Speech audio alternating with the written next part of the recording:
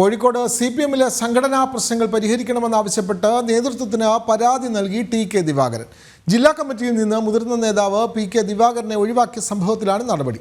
Vadakara area committee യോഗം അല്പസമയത്തിനകം ആരംഭിക്കും. വിവരങ്ങളുമായി ഗോകുൽ K വേണുഗോപാൽ ചേരുന്നു. ഗോകുൽ, CPM-നുള്ളിൽ പ്രത്യേകിച്ചും കോഴിക്കോട് ജില്ലയിൽ സംഘടനാ പ്രശ്നങ്ങൾ വർദ്ധിക്കുന്നു.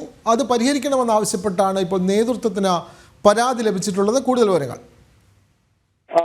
കഴിഞ്ഞ 29, 30, 31 ദിവസങ്ങളായിരുന്നു കോഴിക്കോട് ജില്ലാ സമ്മേളനം വടകരയിൽ വെച്ച് ചേർന്നത്. ആ ജില്ലാ സമ്മേളനത്തിൽ നിന്ന് മുൻപ് ജില്ലാ കമ്മിറ്റി അംഗമായിരുന്ന PK ദിവാകരനെ ഒഴിവാക്കിയിരുന്നു. അത് വലിയ വിഭാഗീയ പ്രശ്നങ്ങൾക്കും വടകരയിൽ ഉൾപ്പെടെ വിമത നീക്കങ്ങൾക്കും CPM-നകത്തെ വിമത നീക്കത്തിനൊക്കെ വഴിവെച്ചിരുന്നു. ആ പ്രശ്നം പരിഹരിക്കണമെന്ന കാര്യമാണ് PK ദിവാകരൻ ഈ കത്തിലൂടെ ആവശ്യപ്പെട്ടിട്ടുള്ളത്. വടകരയിൽ ഒരുപാട് നാളുകളായി ഇത്തരത്തിലുള്ള ആഭ്യന്തര പ്രശ്നങ്ങളുണ്ട്.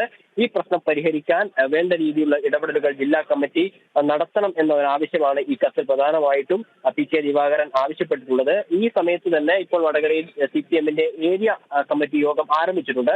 നേരത്തെ ഈ CPM-ന്റെ ജില്ലാ സമ്മേളനത്തിൽ ഉണ്ടായിട്ടുള്ള തീരുമാനത്തിനെതിരെ വടകരയിൽ വലിയ രീതിയിലുള്ള പ്രതിഷേധങ്ങൾ ഉണ്ടായിരുന്നു. അത് തെരുവിലേക്ക് ഇറങ്ങുകയും ജില്ലാ നേതൃത്വത്തിനെതിരെ വിമർശന മുദ്രാവാക്യങ്ങൾ ഉയർത്തുകയും ഒക്കെ ചെയ്തിരുന്നു. അതിന് പ്രധാനപ്പെട്ട കാര്യം PK ദിവാകരനെ ജില്ലാ കമ്മിറ്റിയിൽ ഉൾപ്പെടുത്താതിരിക്കുകയും പിന്നീട് ലോക്കൽ കമ്മിറ്റി അംഗം മാത്രമായിരുന്നു നഗരസഭ അധ്യക്ഷ ബിന്ദുവിനെ ഇതേ സമ്മേളനത്തിൽ തന്നെ ഒരേ സമ്മേളനത്തിൽ ആദ്യം ഏരിയ കമ്മിറ്റിയിലേക്കും പിന്നീട് ജില്ലാ കമ്മിറ്റിയിലേക്കും എടുക്കുന്ന ഒരു സാഹചര്യമുണ്ടായി. അതിൽ പ്രതിഷേധിച്ച് വടകരയിൽ CPM-ന്റെ അനുഭാവികൾ വലിയ രീതിയിലുള്ള പ്രതിഷേധം സംഘടിപ്പിച്ചു. പരസ്യമായി മുദ്രാവാക്യ വിളികളുമായി തെരുവിലിറങ്ങുന്ന സാഹചര്യമൊക്കെ ഉണ്ടായി. ഈ പ്രശ്നങ്ങളൊക്കെ ഒരുപാട് കാലം വളരെ വ്യക്തമാണ്.